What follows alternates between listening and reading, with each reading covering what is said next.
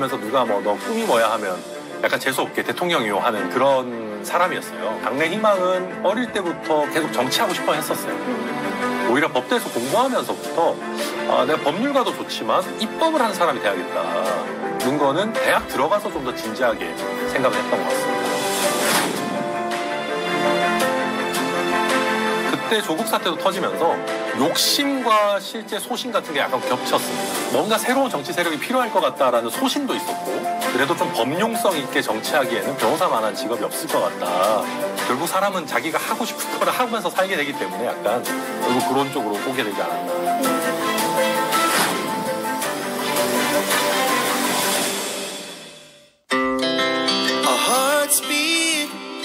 To the city streets, we began to feel the fire. We wanna chase the night, wanna dance to the light, pull the stars from the sky, just two hearts running wild.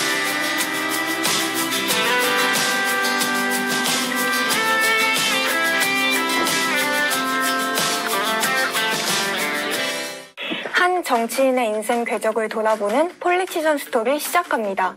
안녕하세요. 저는 오늘 진행을 맡은 뉴스핌 신정인 기자입니다. 오늘 함께 진행을 맡아주실 최연혁 교수님 모셨습니다. 네, 안녕하세요. 오늘은 개혁 소장파의 중심인 개혁신당 천하람 원내대표님 모시고 이야기 한번 나눠보겠습니다.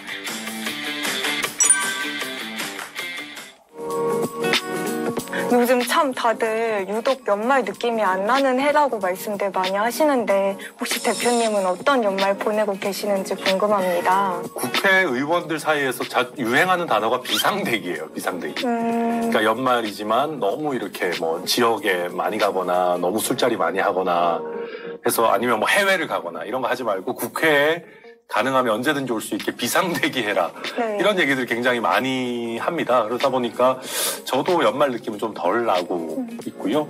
그럼에도 지금 국회의장을 포함한 많은 분들이 모임은 좀 많이 했으면 좋겠다. 요즘 자영업 경기 너무 안 좋으니까. 그래서 저도 모임은 가는데 가도 뭐 이렇게 너무 이렇게 하거나 하기보다는 좀 적절하게 하고 있고요. 그래도 저는 다행인 거는 제가 아이가 아직 9살이에요. 그래서 크리스마스 느낌을 계속 집에서는 조금 하고 뭐 빨리 막 크리스마스 선물 내놓으라고 그러고 있어가지고 트리를 만드셨어요? 예, 있습니다. 트리 네. 해가지고 산타를 믿는 둥 마는 둥 지금 하고 있는데 뭐 어떻게 해야 되나 네. 고민하고 있습니다. 예. 선물은 어떤 선물 준비하셨나요? 뭐 레고 아마 뭐 그런 거 하지 않을까. 예. 개혁신당이 좀 게임 관련 의정 활동도 많이 하고 있는 걸로 알고 있는데 좀 개인적으로 대표님께서도 뭐 게임에 대해 좀 취미가 있으신지 아니면 뭐 여가 시간이 주어지면 다른 취미 또 하시는 게 있으신지. 저는 게임을 진짜 잘 못합니다. 재능이 없어가지고 스타크래프트 같은 그런 뭐 거나 뭐 리그 오브 레전드 같은 것도 할 줄은 아는데 스타크래프트는 꽤 그래도 제 세대는 누구나 다 좀 잘하니까 뭐 그건 그렇다는데 뭐 요즘 유행하는 게임들에서는 굉장히 젬병이고요. 삼국지 시리즈 코에이사에서 만드는 삼국지 시리즈에도 최근 것들은 잘 못하고 너무 막 좀 더 복잡해져가지고 옛날 것들을 요즘도 가끔 합니다. 요즘도 뭐 삼국지 5 막 이런 거 진짜 옛날 거 제 어릴 때 하던 거 네네. 그런 것도 좀 하는데 그런 건 잘합니다. 요새는 애가 좀 커가지고 같이 네. 만화방 좀 예, 많이 가고요. 그 외에는 그냥 뭐 운동이나 이런 것도 따로 하시나요? 저 운동은 거의 못 하고요. 옛날에 농구를 그래도 키가 좀 크다 해서 좀 열심히 했었는데 이렇게 운동신경이 썩 좋진 않고 그냥 네, 뭐 그렇습니다. 예. 제가 듣기로는 대구에서 목사님이신 아버지 밑에서 자라셨다고 들었는데 네. 좀 어린 시절 세상을 바꾸는 상상을 즐겨 하셨다고. 그건 뭐 너무 미화한 얘기고요. 네. 그러니까 뭐 저는 정확히 얘기하면 저희 아버지가 목회를 하시겠다고 한 게 제가 초등학교 3학년 때인가? 처음에는 목사님이 아니셨어요. 그래서 원래 서점을 하시다가 대구에서 그래서 갑자기 이제 신학교를 가시고 뭐 이렇게 했는데 어릴 때는 저는 뭐 그냥 평범한 가족의 뭐 이렇게 그냥 무난하게 했었고 초등학교 때를 돌이켜보면 좀 약간 싸가지가 없었다고 해야 될까요? 약간 이제 되게 잘난 맛에 살았었어요. 그래서 공부도 잘하고 제가 또 어릴 때부터 덩치가 좋았어요. 그래서 뭐 그러다 보니까 약간 리더십이 있는 형태로 컸었어요. 자꾸 한번 뭐 회장하고 막 그런 사람들 있지 않습니까? 그러면서 누가 뭐 너 꿈이 뭐야 하면 약간 재수없게 대통령이요 하는 그런 사람이었어요. 근데 이제 뭐 그러다 보니까 그때는 어린 마음에 그냥 남들보다 잘 나가고 싶어서 또 남들한테 이래라 저래라 하고 싶어서 그런 얘기를 했었다고 하면은 그래도 조금 크면서부터는 이제 그럼 뭐 이게 권력을 잡는 게 권력을 휘두르기만을 위해서는 아니라는 걸 이제 점점 깨닫게 되니까 그때부터는 이제 조금 그럼 세상에 뭐가 문제일까? 그러면서 제가 조금 자유 같은 걸 많이 생각하게 된 게 제 또래들은 공감하시겠지만은 두발 검사를 제 때만 해도 되게 많이 했어요. 네. 그래서 제가 중학교 때 그때 이제 반항시 막 올라올 때 내 머리를 내가 기르는데 남한테 무슨 피해를 준다고 했어요. 두발 검사 굉장히 열심히 피해 다녔습니다. 그래서 이제 머리가 꽤 길었어요. 그러니까 이제 보통 우리 옛날에 보면 학교 들어오면서 선생님 잡잖아요. 뭐 이렇게 학주 선생님 이런 사람들이. 제가 그게 싫어가지고 거의 한 달 가까이를 1교시를 안 들어갔어요. 그러니까 1교시 끝나고 막 담 넘어가지고 들어가고 좀 그러면서 그때부터 약간 이게 왜 이런 식의 좀 권위주의적인 풍토, 왜 나의 자유와 권리를 이렇게 말도 안 되는 규칙으로 제약하려고 하지? 그러면서 사회 비판적인 사고를 한창 클 때는 많이 했던 것 같고요. 뭐 그 이후에 뭐 워낙 많이 있으니까 너무 길어지니까. 네. 서점을 갖고 계신 거 운영하시는 경우는 많지 않은데 예. 책을 접할 수 있는 기회는 많았겠습니다.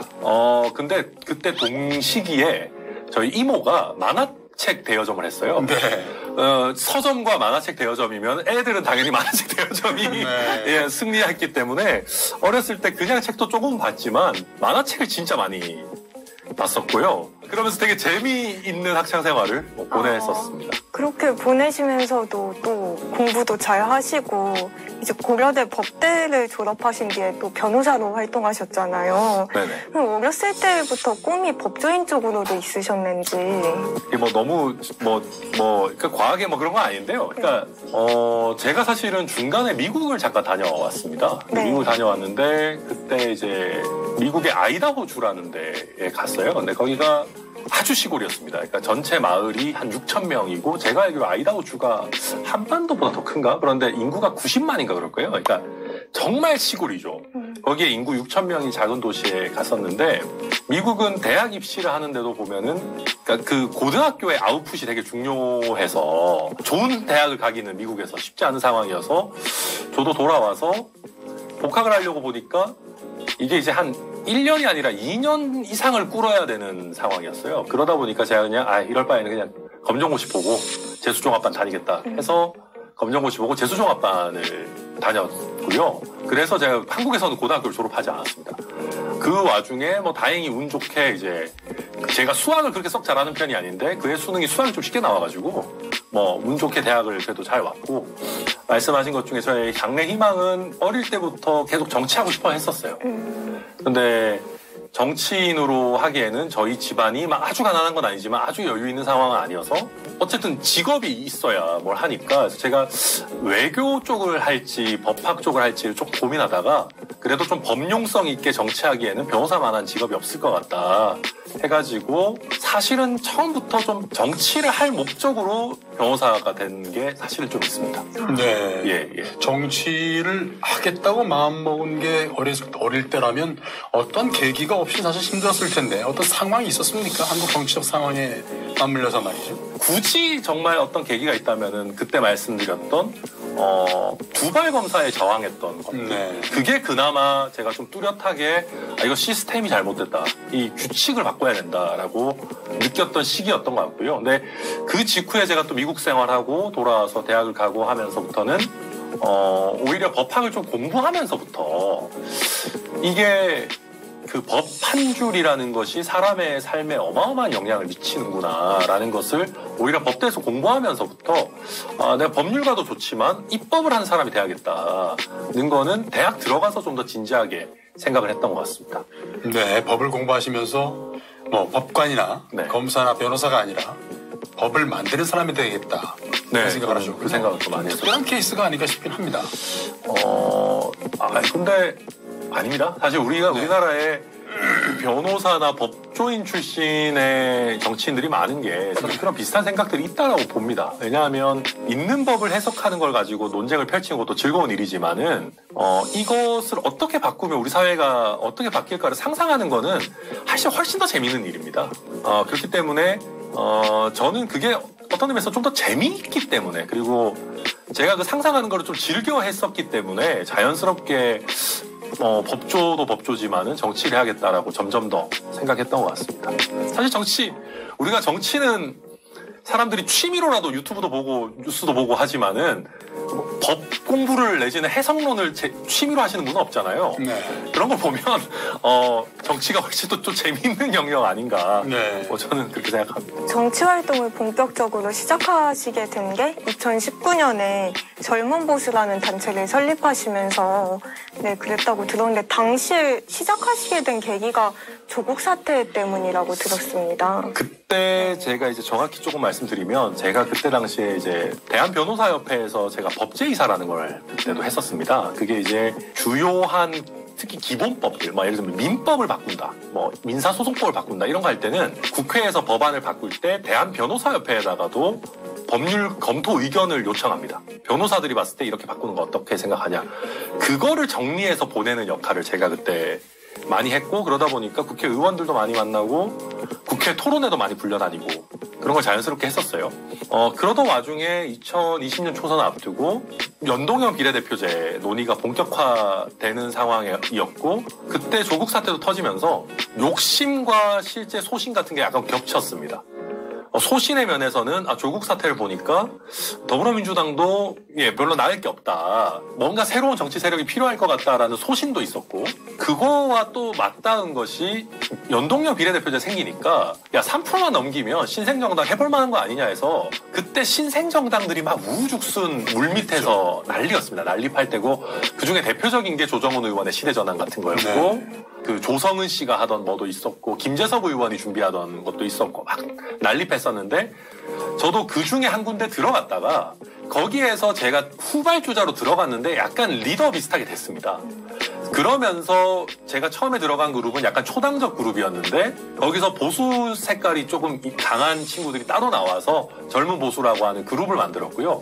이게 정당으로 이제 좀 만들어 보자라고 시작하는, 한 사람으로 치면 한 300명 정도 모였을 때였던 것 같아요. 그때 이제 그 미래통합당이 이제 보수 대통합을 한다고, 우리는 다 통합을 하려고 그러는데 너는 무슨 얼어 죽을 젊은 보수를 새로 만들고 앉아있냐, 그냥 당에 들어와서 같이 해보는 게 어떻겠냐라고 그때 당시에 정병국 의원님이 저를 리크루팅을 사실은 해주셨습니다. 그래서 저도 그때 해보니까 제 힘으로는 사실은 당을 만들기 어려울 것 같더라고요. 그때 완전 정치 신인이고 아름아름으로 모으는 것도 한계가 있지, 총선까지 5,000명 모을 수 있을까? 제대로 5,000명 모은다면 이거 쉽지 않겠다라는 판단을 했고, 그때 그룹의 양해를 구하고 그럼 난 미래통합당 들어가겠다 했을 때, 이제 거기서도 꽤 상당수는 저를 엄청 비난을 했고, 같이 새로운 정당 해보기로 해놓고 왜 홀라당 거기 들어가냐. 근데 이제 일정한 부분에서는 현실적으로 그래, 이거 우리도 해보니까 어쨌든 기성정당의 틀 안에서 활동을 좀 해야 될 것 같다. 그러고 나서 나중에 뭘 하든, 이제 그런 어떤 나름의 안에서의 이제 의견 충돌, 그다음에 분화 이런 것들을 겪어서 이제 미래통합당이 출범할 때, 저도 그 중에 정당은 아니었지만 작은 하나의 세력을 대표하는 사람으로서 합류를 하게 됐습니다. 이제 꿈이 줄곧 정치 쪽이라고 하셨지만, 제가 찾아봤을 때는 그 우리나라 최대 로펌인 김앤장에서도 근무를 하셨던 걸로 봤는데, 이렇게 좀 좋은 이력을 두고 정치라는 좀 낯선 시작을 할 때 두려움이나 걱정은 없으셨는지. 제가 로스쿨 1학년 1학기 때 그 학생회장 같은 걸 했습니다. 거기 안에서. 그리고 또 제가 예나 지금이나 설레발 치는 걸 좋아해가지고 전국 로스쿨 학생회의 이제 연합 같은 걸 만들었습니다. 근데 이제 그러면서 오히려 학교에서는 쟤는 약간 정치하는 애, 그냥 원래 저런 거 하는 애 이렇게 돼 있어서 교수님들도 저를 조금 약간, 쟤는 어린애가 로스쿨 와가지고 자꾸 저런 외부 활동만 하고 공부도 열심히 안 하고 이렇게 자꾸 수업도 빠지고 그렇게 하다 보니까, 제가 그때는 좀 독한 마음을 먹고 막 새벽에 일어나서 정말 잠을 몇 시간 못 자도 내가 이런 대외 활동을 하면서도 학업도 잘할 수 있다는 걸 보여줘야겠다. 그런 오기가 좀 생겨가지고 남들 안 볼 때 몰래 그때 공부를 좀 열심히 했어요. 그래서 제가 1학년 1학기 때에 그러니까 그 학점이 만점이 나왔어요. 4.5가 나왔어요. 어떻게 하다 보니까. 그래서 당연히 1등이었고 4.5니까. 네. 그러다 보니까 사람들도 다 얘 뭐지? 얘는 맨날 나가서 그 사람들이나 만나고 전국을 돌면서 뭐 학생회나 모으고 있고 이런 줄 알았는데 대단하네 이렇게 약간 그런 게 있었고 그러니까 저도 어쨌든 사람들이 인정도 해주고 학점 잘 받아놓으니까 다음 학기에 학점 망치기도 조금 아깝고 이래가지고 열심히 했어요. 하다 보니까 이제 졸업하기 전에 김현장 쪽에서 연락이 와서 우리 사무실로 좀 와봐라 해서 뭐 인턴을 하는 걸 보고 채용 여부를 결정하겠다라고 했고 그래서 채용하겠다라고 했는데 김현장 출신이라고 하면 남들이 봤을 때 바보는 아닌 게 인증이 되기 때문에 저는 감사한 일이지만 사실 오래 다닐 생각도 없었고 실제로 오래 다니지도 않았기 때문에 약간 좀 아무튼 그렇게 됐습니다. 어렸을 때 특별한 계기는 없었지만 정치에 관심이 있었고 그러고 법을 공부하면서 입법 한번 해보겠다 하는 생각이 있었고요. 그래서 정치하고 이렇게 맥이 좀 있었습니다. 다 있었습니다. 또 그리고 나서 조직을 하는 모습을 보니까 사실은 정치인들이 이 조직력 강화, 조직력을 갖춘다든지 조직력이라는 게 결국은 설득의 연속일 것이고 또 미팅과 미팅 그 연속 과정 속에서 많은 사람들을 만나면서 함께 어떤 그 공동의 목표를 나가는 그런 과정인데 사실 그게 리더십이거든요. 제가 성적이 운 좋게 잘 나와서 거기서 뽑아주지 않았다면은 원래 제 생각은 변호사가 되고 보좌진으로 이제 정치계에 들어오든 아니면 그냥 이제 개업을 해놓고 방송에 많이 나가는 변호사가 아마 처음부터 그렇게 갔었을 겁니다. 왜냐하면 저는 그런 활동을 더 좋아했기 때문에. 근데 이제 김현장에서 운 좋게 뽑아줘서 거기 잠깐 갔다가 결국 사람은 자기가 하고 싶은 거를 하면서 살게 되기 때문에 약간 결국 그런 쪽으로 오게 되지 않았나 생각합니다. 예.